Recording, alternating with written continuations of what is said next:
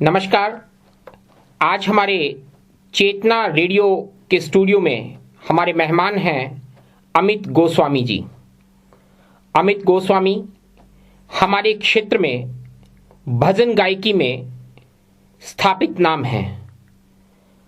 वर्तमान में आप जय मां सरस्वती संगीत समिति संग्रिया के अध्यक्ष हैं, जो संगीत से संबंधित कलाकारों के प्रोत्साहन के लिए कार्य करती है।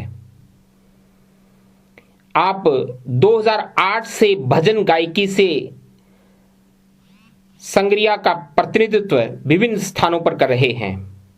आपके लगभग 15 वीडियो एल्बम रिलीज हो चुके हैं।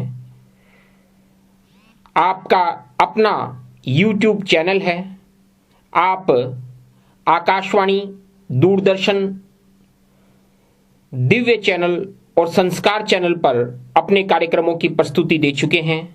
आप पंजाब, हरियाणा, राजस्थान, उत्तराखंड में कई लाइव कार्यक्रम कर चुके हैं। अमित गोस्वामी जी, आपका स्वागत है।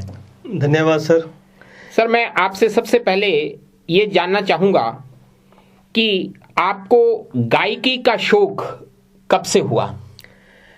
गायकी का शौक सर, सबसे पहले मैं चेतना रेडियो सुन रहे सभी श्रोताओं का धन्यवाद करता हूं, और आज मुझे आपने अपने स्टूडियो में आमंत्रित किया, इसके लिए आपका बहुत बहुत धन्यवाद।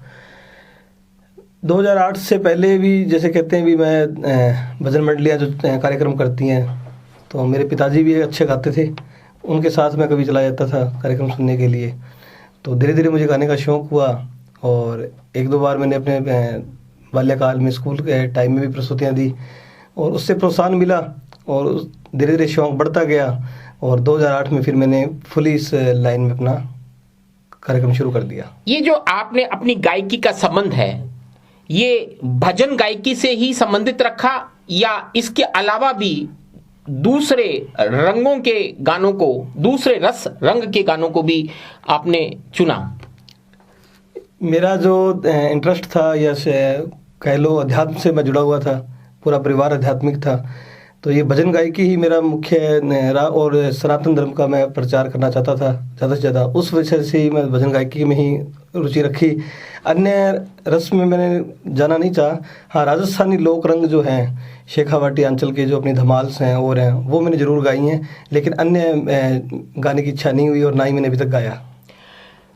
अमित जी, आपने बताया कि आपके पिता भजन गायकी में रुचि रखते थे, तो क्या आपने अपने संगीत और भजन गायकी की शिक्षा दीक्षा उन्हीं से ली, या अन्य कोई कहीं से आपने इसकी शिक्षा दीक्षा ली?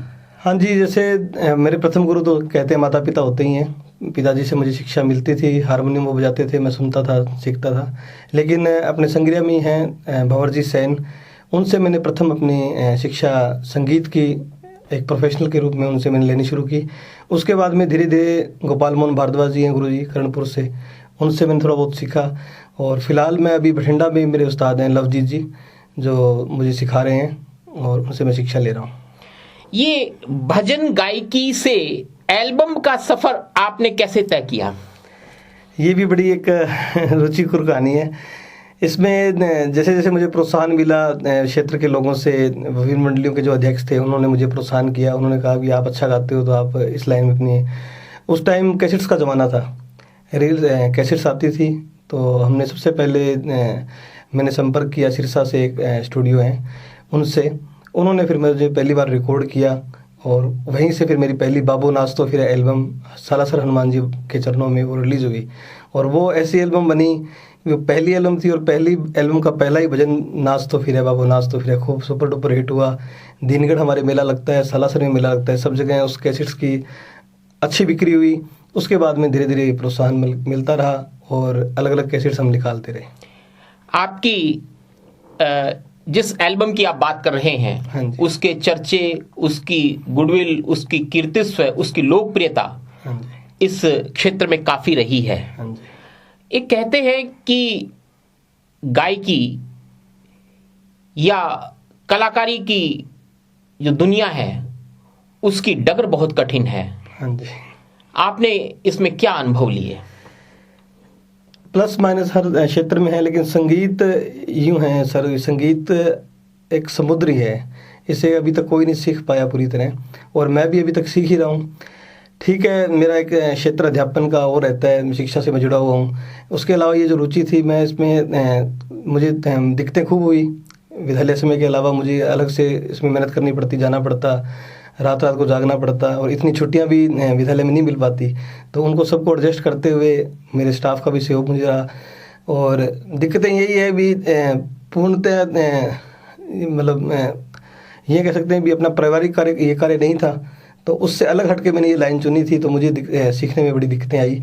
और लेकिन मैंने उनको हंस के सीखा, मेहनत खूब करी, रियाज खूब किया, क्योंकि इस संगीत में जब तक आप रियाज से जुड़े हो तब तक आप संगीत आपके साथ है। जिस दिन आपने रियाज छोड़ दिया, उस दिन संगीत ने भी आपको छोड़ दिया। निश्चित तौर पर आपने जैसा कहा, आप शैक्षणिक विभाग में यूडीसी कार्यरत हैं। हाँ जी।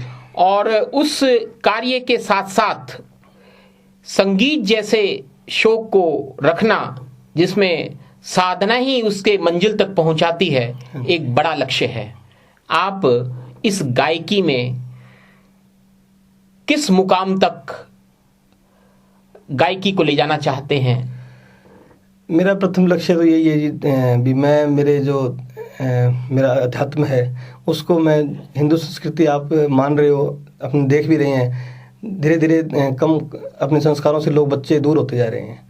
आजकल का जो ज़माना है पॉप गानों का, जैज़ गानों का जैसा कुछ है, और बच्चे आध्यात्मिक गाने बहुत कम सुन रहे हैं। तो मेरा यही है भी अध्यात्म को पॉप से जोड़ते हुए किसी न किसी तरीके से बच्चों को अध्यात्म से जोड़ा जाए, उनके अनुरूप भी भजन बनाए जाएं, बच्चों में संस्कार पुनर्जीवित किए जा सकें, ताकि अपने इस हिंदू संस्कृति को जीवित रखा जा सके। गोस्वामी जी, गायकी के लिए वाद्य यंत्रों की और उनके विशेषज्ञ बजाने वालों की बड़ी महत्वपूर्ण भूमिका होती है, और आप संग्रिया जैसी छोटी जगह आपका कार्य क्षेत्र है, उस कमी को आप अपनी गायकी के साथ कैसे पूरा करते हैं?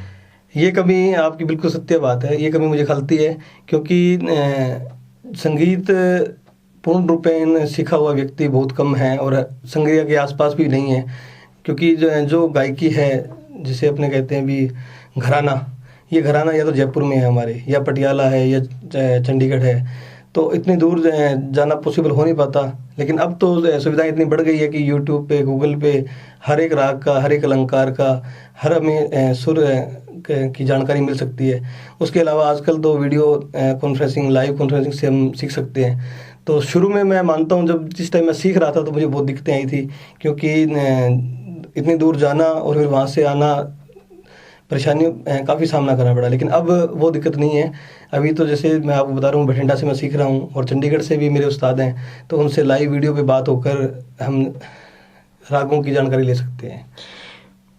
आपने एक संस्था जिसका आप प्रतिनिधित्व कर रहे हैं, जय मां सरस्वती संगीत समिति, हाँ जी, आप इसके अंतर्गत संगीत और उसके कलाकारों के विकास के लिए कार्य करते हैं। हाँ जी। किस तरह से आप इस क्षेत्र में संगीत और उससे जुड़े हुए कलाकारों के लिए माहौल बनाने और उन्हें प्रोत्साहित करने का काम कर रहे हैं? जय मां सरस्वती संगीत समिति पिछले 15 सालों से बनी हुई है। ये हनुमानगढ़ जिला स्तर पे बनी हुई थी हमारी समिति, लेकिन हम लोग एक दूसरे से जुड़े रहें, इसलिए हमने इसको ब्लॉक स्तर पे बढ़ाया। तो ये पिछले साल, जैसे अभी कोरोना पीरियड आया, कोविड-19 के कारण लाइव जो कार्यक्रम थे वो बंद हो गए, लाइव कार्यक्रम कर नहीं पा रहे थे राज्य सरकार के निर्देशानुसार। तो लगभग जितने भी म्यूजिशियंस थे, जितने भी संगीत से जुड़े हुए कलाकार थे, वो बेरोजगार हो गए। तो हमारी संस्था का यही उद्देश्य था भी इन लोगों तक किसी न किसी तरह इनकी आवाज़ सरकार तक पहुंचाई जा सके, इन लोगों को किसी न किसी तरह राशन पानी या जो भी सुविधाओं से ये वंचित है इन्हें दी जा सके। तो हमारी संस्था ने इसे ब्लॉक स्तर पे बढ़ाया, और अब ये इसका फ़ायदा हमें ये मिला भी हाल ही में हमारी सरकार, राजस्थान की जो सरकार है, उन्होंने 5,000 रुपये पर मतलब व्यक्ति को देने की घोषणा की, और उसके लिए फार्म भी भरवाए जा चुके हैं और भेजे जा चुके हैं, और जैसे भी हेल्प हो जाती है। उसके अलावा हमारे जो संस्था के जो मेंबर हैं, उनकी हम हर तरह से हम सहायता करते हैं, और मेन तो उनको आर्थिक रूप से संबल प्रदान करना। उसके अलावा जो बच्चे संगीत से दूर हैं, जिन्हें पता नहीं कहाँ से सीखा जाए, उन बच्चों को भी हमारे संस्था से हम जोड़ना चाहते हैं, ताकि किसी न किसी तरह से जो बच्चा हारमोनियम सीखना चाहता है, ढोलक सीखना चाहता है, कुछ गाना सीखना चाहता है, तो उसे हमारी संस्था द्वारा सिखाया जा सके। इसीलिए इस संस्था को हम आगे से आगे बढ़ा रहे हैं। गोस्वामी जी, मैं जानना चाहूँगा कि इस गायकी में आपका आदर्श कौन है? किसे आप आदर्श के रूप में देखते हैं? गायकी में देखो, जब मैं आदर्श व्यक्ति का बनता है जब वो बच्चा होता है, तो उसको शुरू में फोटो सेट हो जाती है। जब मैं छोटा था तो मैं लखवीर सिंह लखा जी के भजन सुनता था, तभी से मेरे दिमाग में ये आया कि मैं इन्हीं की तरह गाऊं और इन्हीं की तरह सीखूं।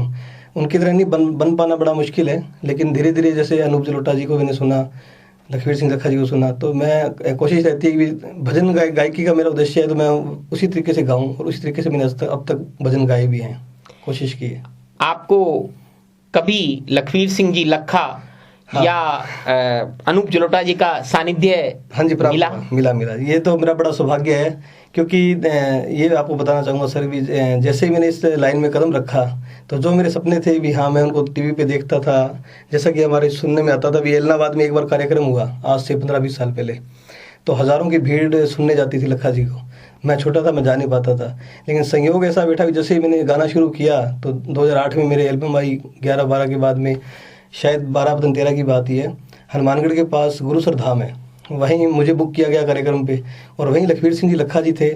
शुरुआत मेरी थी, 11 से लेकर 12 बजे तक मैंने वहाँ पे गाया, और 12 बजे के बाद में लखा जी का स्टेज था लगातार, तो वहाँ हुआ। उसके बाद में खाटू धाम में, अब तो जगह जगह कम से कम 5-7 बार मैं स्टेज शेयर कर चुका हूँ। लेकिन पहली बार जब स्टेज शेयर किया होगा वो अविस्मरणीय क्षण होंगे। वो अविस्मरणीय क्षण थे। वो फोटोज मेरे पास अभी तक मैंने घर पे बना संजो के रखी हुई हैं उनको। उन स्मृतियों को मन में और चित्रों को अपने घर में संजो के रखा हुआ है। अब तो ऐसा हो गया सर भी, जिन का नाम सुनते हैं, जो भी हाल ही में कलाकार हिट भी हैं, बाबा की कृपा से उनके साथ ही स्टेज शेयर हो जाते हैं, और मुलाकात अक्सर, क्योंकि लाइन बन चुकी है, तो आगे से आगे उन कलाकारों से मुलाकात भी होती रहती है, उनका सानिध्य भी प्राप्त होता रहता है। गायकी से संबंधित कोई ऐसे अविस्मरणीय क्षण जो आपको हमेशा याद रहते हों?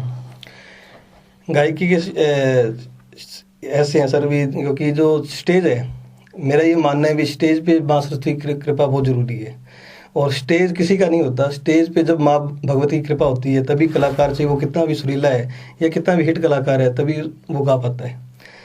तो आज तक मेरे साथ कभी ऐसा नहीं हुआ, मेरे पे माँ भगवती की बड़ी कृपा रही, सरस्वती कृपा रही। जब भी मैंने स्टेज पे गाया तो माँ ने मुझे पूरा आशीर्वाद दिया, खुल के गाया, पब्लिक ने पूरा साथ दिया। अविस्मरणीय ऐसे हैं, एक बार मेरा मोहाली चंडीगढ़ ही था कार्यक्रम, जीरकपुर में, तो बड़ा ही मतलब वहाँ पर इतना मतलब बड़ा स्टेज था। मैं पहली बार ही यहाँ से इधर पंजाब में गया था, और घबरा रहा था मन में भी, क्या होगा क्या नहीं होगा, लेकिन बाबा की बड़ी कृपा रही। खूब बड़ा अच्छा नाम है, कन्हैया मित्तल है, और कई सिंगर थे, उमा लहरी वहाँ पे, उनके बीच में मुझे साथ में गाने का मौका मिला, और लगातार फिर 3 साल तक जीरकपुर में गया। हम चाहते हैं कि आप बहुत आगे बढ़ें, गायकी में अपना नाम रोशन करें, हमारे क्षेत्र संग्रिया का नाम रोशन करें। चेतना रेडियो, सामुदायिक रेडियो आपका अपना रेडियो है। हाँ जी। इसके माध्यम से श्रोताओं को भी जोड़े रखें, हमारे स्टूडियो में बार बार आते रहें, आपके जीवन के अन्य गायकी से जुड़े हुए पहलुओं पर हम बातचीत करते रहें। इस आशा के साथ आपका स्टूडियो में पधारने के लिए बहुत बहुत धन्यवाद। आपका भी बहुत बहुत धन्यवाद। चेतना रेडियो का मैं बहुत बहुत धन्यवाद करता हूं, जो अपने क्षेत्र के कलाकारों का, अपने क्षेत्र के व्यक्तियों के लिए खास तौर से, जैसे संजय आर्य भाई साहब ने बताया भी, ये चाहते हैं भी हमारे क्षेत्र के कलाकार हैं, उनका प्रतिनिधित्व हो, वो उठें, आगे जाएं। और मुझे आज इस स्टूडियो में आने का मौका मिला।